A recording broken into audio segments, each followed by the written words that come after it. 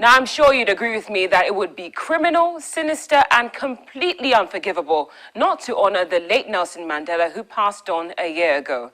In honor of his great achievements, we've put together this special report to celebrate the life and times of the late anti-apartheid hero.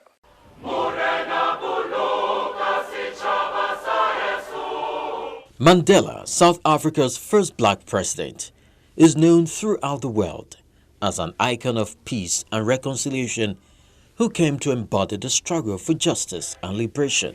A towering statesman, he emerged from nearly 3 decades of imprisonment to guide his country from the shackles of apartheid to the formation of a multiracial democracy. Mandela was born in the Transkei region on July 18, 1919, the son of a Xhosa chieftain. Having cut short his studies at Fort Hare University after boycotting student elections, Mandela went on to study law, supporting himself by working first as a gold mine security guard and later as an estate agent. After the introduction of apartheid in 1948, he and other young radicals took over the leadership of the African National Congress, ANC, turning it into a militant campaigning political organization. The task of the ANC was to unite the African people and out of them build a nation. While committed to non-violence, the ANC mounted civil disobedience campaigns that led to the arrest of 8,500 people.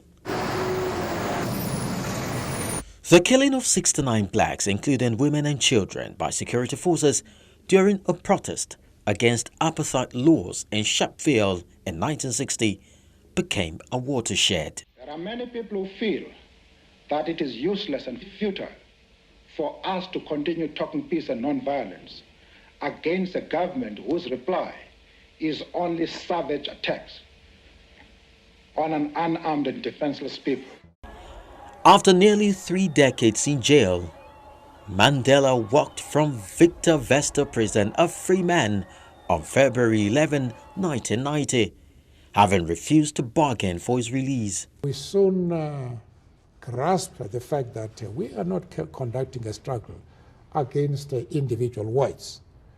We are fighting a principle, fighting white domination. And in the course of that struggle, we can even form friendships with people from the other side.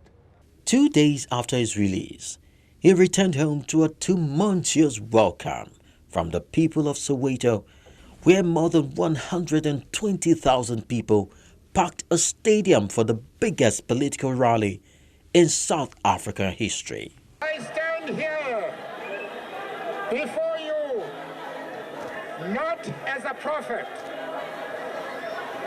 but as a humble servant of you, the people. I place the remaining years of my life in your hands. In April 1994, an estimated 23 million people cast their votes during 4 days of voting in an election hampered by logistical problems, but relatively free of violence. On May 10, 1994, Mandela was formally inaugurated as South Africa's first black head of state before a world audience. So help me God. Mandela made reconciliation the theme of his presidency. The hallmark of his crusade was the Truth and Reconciliation Commission, which probed apartheid crimes on both sides of the struggle and tried to heal the country's wounds. Let there be justice for all. Let there be peace for all. Let there be work, bread, water, and salt for all. Let each know that for each, the body, the mind, and the soul have been freed to fulfill themselves.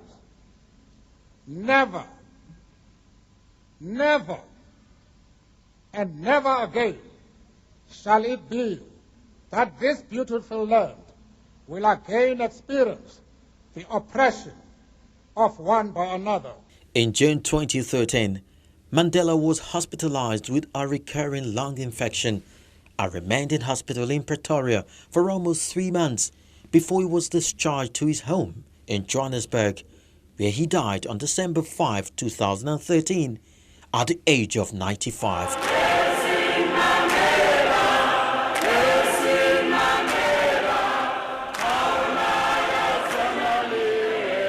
He became the President of South Africa and the greatest statesman in the world.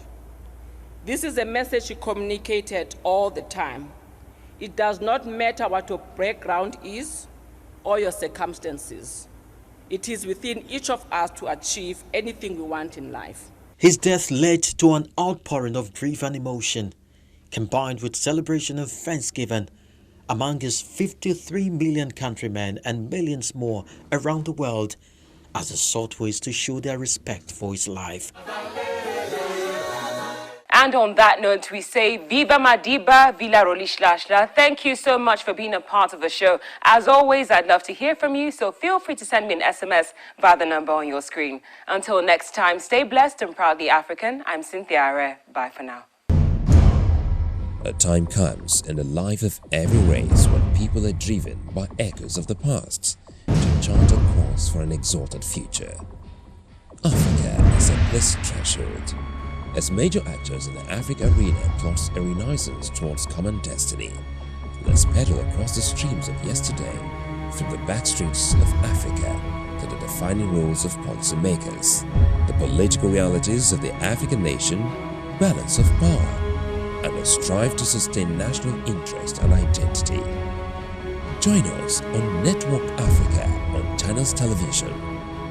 Network Africa, the rallying point for the emergence of a new Africa.